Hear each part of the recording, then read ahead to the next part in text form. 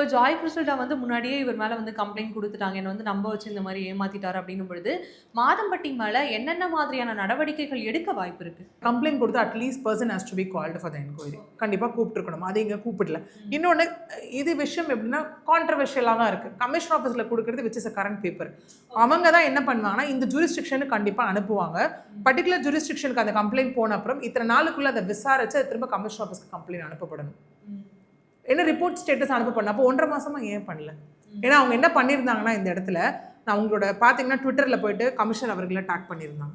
ட்விட்டரில் மென்ஷன் பண்ணியிருந்தாங்க. ஓகே, அதுக்கப்புறம் சிஎம்க்கு இந்த இடத்துல அவங்க வந்து பர்சனலாக லெட்டர் எழுதுனதாகவும் சொல்ல தகவல் வந்துட்டு இருக்கு இந்த இடத்துல இல்லையா? ஸோ அப்படி இருக்கும்போது இந்த விஷயத்தில் வந்துட்டு காவல்துறை என்ன வந்து அலக்களிக்கிறாங்க, ரொம்ப வந்து மெத்தனம் காட்டுறாங்க. பிகாஸ் ஆஃப் அங்கே பணம் படைத்தவர், புகழ் படைத்தவர் அப்படிங்கிற ரீசனா அப்படிங்கிற மாதிரி. இது எப்படின்னா ஏன் இந்த டிலேன்றது தான் இப்போ கொஸ்டின் மார்க் ஆகிருக்கு. இல்லைனா அடுத்தது இவங்க நாடக்கூடியது கண்டிப்பாக டைரக்ஷன் பெட்டிஷன் கோர்ட்டாக தான் இருக்கும் இல்லையா? காவல்துறை தரப்பில் நாங்கள் இந்த மாதிரி இவ்வளோ பண்ணிட்டோம், இதெல்லாம் நாங்கள் கொடுத்துருக்கோம், எங்களுக்கு எந்த விதம் இது வரைக்கும் எங்களுக்கான ஜஸ்டிஸ் கிடைக்கல, எங்களுக்கான எந்த வித சொல்யூஷனும் எங்களுக்கு கிடைக்கல, அட்லீஸ்ட் ஒரு ஸ்டெப்பு கூட எடுத்து வைக்கல. ஸோ நாங்கள் கோர்ட்டை அப்ரோச் பண்ணுறோம், கோர்ட் அதெல்லாம் விசாரித்து என்கொயரியை ஸ்டார்ட் பண்ணுங்கள், இத்தனை நாளைக்குள்ளே இதை பண்ணுங்கள் அப்படின்னு சொல்லி கோர்ட் கண்டிப்பாக அந்த இடத்துல ஒரு ஆர்டரை பிறப்பிப்பாங்க.